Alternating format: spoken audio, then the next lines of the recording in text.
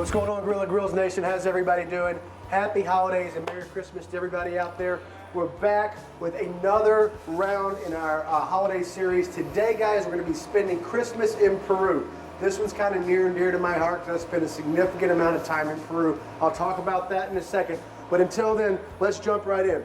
Super simple affair, guys. We're going to do some roast pork today, okay? We're going to make some homemade applesauce and, of course, some roasted purple Peruvian potatoes. That's it, okay? And we got to go cocktail style. Going to make a Pisco sour. When I was in Peru, every single place that I stayed, whether it was a super fancy place, a hostel, or somewhere in between, always greeted us with a Pisco sour, super huge down there, so we're going to make one today. But let's jump into this applesauce, okay? All right? We're going to take the skin off kind of around the sides here, nice and easy, okay? Doesn't have to be perfect. This is kind of rustic, but I'm going to try to preserve as much of that kind of pulp as we can. You can also use a peeler if you want. All right, guys, then we're going to quarter it. And what I like to do is just go straight down, and we're just going to remove those seeds and that pith from the middle. All right? Like so, and like so. I'm really excited for this one. It's going to be really cool to hit a smoked applesauce. That's not something I've ever seen somebody make before. Dude, it's pretty sweet. All right, guys. Next thing we're going to do is just cut this into slices, all right? 1, 2, 3. Boom. 1, 2, 3. So now we can come in here and kind of look at this, Dominic. Magic TV, we had some more just appear. We have this that I just cut, and this has got some colors on it, okay? This is not from oxidation. I actually put lemon juice on here to keep it from oxidation. I put this in the smoker at about 180 degrees, the apples that are already cut, for just about 20 minutes, guys, just to infuse some smoke flavor to it. You can totally do that, or you can totally skip that step and just follow this method if you're in a hurry, whatever you like to do. So, here we go. We're gonna turn this on high. We're gonna put about a cup and a half of water in here. Guys, just for your reference, this is about 4 pounds of apples. This is not an exact science. We're not baking, so it doesn't matter, but about 4 pounds of apples. Roughly 3 tablespoons of dark brown sugar, okay? The juice of 2 lemons, and this is very, very important, okay? Especially if you're using sweeter apples like this. I have Macintosh in there. And you can use whatever kind of apple that you want, but if you have sweeter apples, you really want this. It acts as a preservative, number 1, and it counters a lot of the sweetness, number 2, okay? Really, really good counterbalance and flavor. Works really well with that smoke if you do decide to go with that method. Okay, really good stuff. Juice of 2 lemons per 4 to 5 pounds of apples. There we go. And then this is not in your recipe that I have listed, but I highly recommend it, guys. Just a quick, ever so tiny, half a teaspoon pinch of salt. All right? What we can let that do is come up to a boil, bring it down to a simmer, and let it go for about half an hour or until most of that water is absorbed. When it is finished, it's going to come out, the apple's going to be nice and tender. We're going to stick that in the food processor. We're going to show what it looks like right here. Super cool.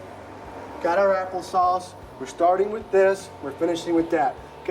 Despite just the 3 tablespoons of sugar in there, really nice sweetness, very reminiscent of the holidays.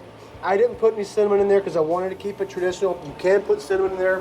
When I think of the holidays, I do think of spices like cinnamon, allspice, cloves, that kind of thing. You can totally do that. Some pumpkin pie spice in there would be delicious, whatever you do. This recipe is very basic. Make the world your oyster dough and add to it if you wish. All right? So we're going to let that rock and roll and move into our purple Peruvian potatoes. When I was there in the Andes, you can see them trellised all the way down the side of the mountain. You saw a lot of things. You saw a lot of alpaca or llama. You see a lot of root vegetables growing. But most importantly, you see tons and tons and tons of potatoes. The purple variety being the most prevalent, okay? So we're going to go very, very simple here. A little bit of oil.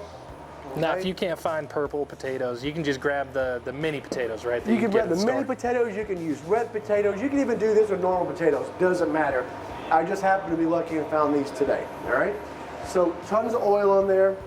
Generous amounts of salt and pepper, okay? Now, if you're actually in the mountains of Peru, which I was for a while, salt is a high commodity. As a matter of fact, one of our guys while we were there actually bartered for our place to stay overnight several times with bags of salt. So they might not be putting as much salt on it there as we are here, but just because we're leaving them whole, we do want that nice coating on the outside, okay?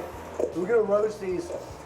We're doing them whole in there this size, guys, 400 degrees for about 45 minutes, and these bad boys are ready to yank, okay? Nice even coating there. Straight on the OG. You They see a almost nice look black level of with coating that on there. olive oil on there. It's pretty sweet, right? That is cool. Coming over here, OG 400 degrees for just about 45 minutes to an hour. All right, in we go. And these bad boys are ready to rock and roll. On the other side, guys, and what you see, that nice salty crust, have that nice roast crispiness on the outside. But check this out. This is my favorite part. When you cut into these, they maintain that beautiful purple color. The reason we like to leave these whole, sometimes if you roast these and you cut into them first, they tend to lose or bleed out some of this color. If you roast them whole like this, they maintain it. That's an awesome visual presentation, okay? That was so I really cool. think that's pretty sweet. And we can see how simplistic this is, but how delicious it is. All this is super good for you guys, all right? Got our applesauce, got our potatoes. This is coming up to a boil here. I'm gonna reduce it down to a simmer. And guys, if you need to expedite this, it's totally fine. Just cover it to get those apples kind of mushier. If you want, no worries. Not gonna hurt anything. All right, last but not least, guys, let's go ahead and jump into our pork loin. And then we got cocktails to drink, because it is the holidays and we gotta get festive out there at Grilla Grills Nation. All right. Simple, simple, simple again, guys. Again, when we do these recipes in this holiday series, we're trying to keep it as authentic as possible. This is the recipes that I pull. This is the recipes I research. We're not trying to say, hey, use this rub or that rub. This is the way they do it. This is how we're going to do it. All right. A little bit of oil here. Kind of give it rubbing in, just as a binder. No mustard, no anything like that. I happen to use just a pork loin tenderloin here. Awesome. Generous amount of salt and pepper. Again, if we were actually there, maybe a little bit less. Okay, really nice coating. Pepper here. Super simple. Coated on all sides. All right, that's it. Guys, we're in business. Gonna take it over here. All right. Gonna go 275 degrees for, again, about 45 minutes, guys. We're looking to pull this at about 160 degrees, let it rest out to 165. And off it goes. Silverback for this bad boy. We have our OG for the potatoes. If we just have one of those at home, it's absolutely no problem. We've cooked like this a million times, so nothing new here. But we just want to keep it nice and simple, as prescribed by the recipes that we've been researching. Look at that. Boom. Super moist. And as always, guys, I'm always kind of getting on you. We'll let this rest for about 15 to 20 minutes. All right. I'm gonna go ahead and cut into this whole thing. You see how moist it is all the way throughout. Silverback strikes again. Look at that. You can just see it. Even on the end piece there, you can see that level of moisture coming off the light. And that's usually the driest part. Still good to go. All right? Boom. All right, guys. So let's look at this 1, 2, 3. Guys, we have our pork. We have our applesauce. All right? And we have our potatoes. Now that is a killer holiday meal, Peruvian style. So, Pisco, in and of itself, there's a huge debate between Brazilians and between people from Peru who developed Pisco sour first, or even who developed Pisco. What Pisco is, but I'm going to go with Peru because I'm partial. Pisco is nothing more than a brandy distilled from grapes, but it has relatively little to no age on it, okay? So it's almost very similar to like an Italian grappa, which is also distilled from grapes, has a higher alcohol content. This is around 40% or about 90 proof. Again, just a brandy distilled from grapes, little to no age on it. Super, super easy to drink, super delicious. It's got a neighboring spirit called cachaça from Brazil, a lot of people know about. Pretty much the same idea, a little bit spicier. But let's not get into all that today, all right? Pisco sour is super simple, but it's very, very crucial that we use fresh ingredients for this. Everything is fresh down in Peru. When I was down there, I was so super impressed by just the vegetables, the produce, the meats, the juices, especially all the citrus and all the fruits. So, so fresh, so it's gotta be fresh, all right? So let's get started.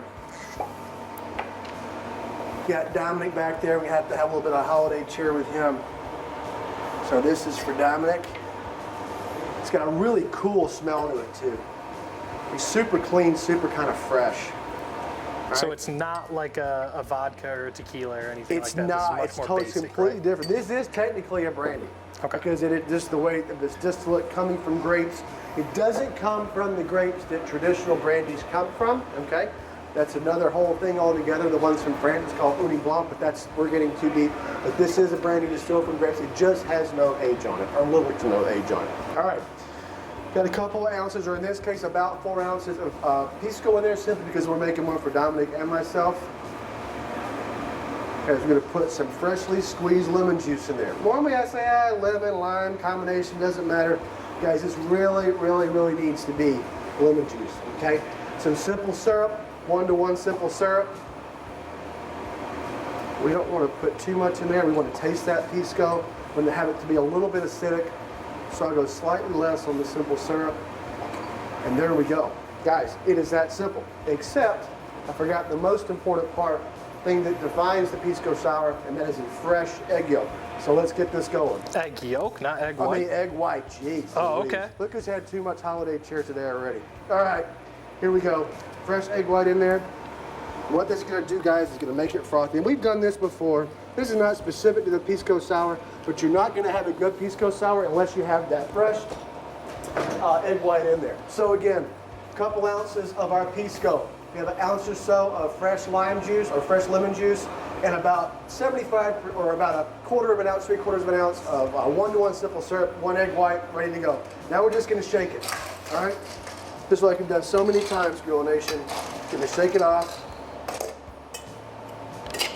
The egg white trick is probably my favorite way to make the cocktail. Isn't that great? Yeah, it's like you can take an everyday drink, add egg white to it, and it makes it a completely different thing. Oh, we're about to find out. I just love this, man.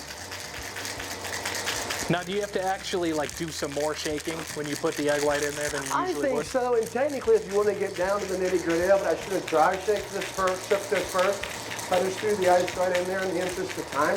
But for our purposes, this will be just fine. All right, here we go. Now, typical Grilla Grills fashion, we're just going to rock and roll it just like this, old school bar style.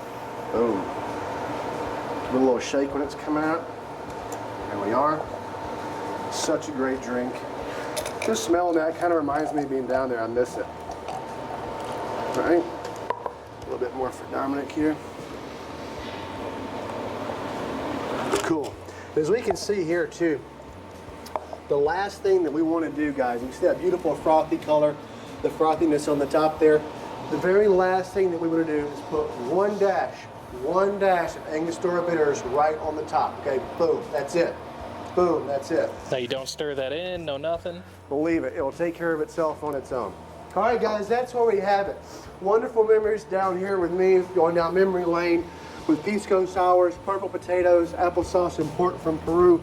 A wonderful, extremely hospitable country that I had the privilege of hanging out at. We hope you enjoy these recipes.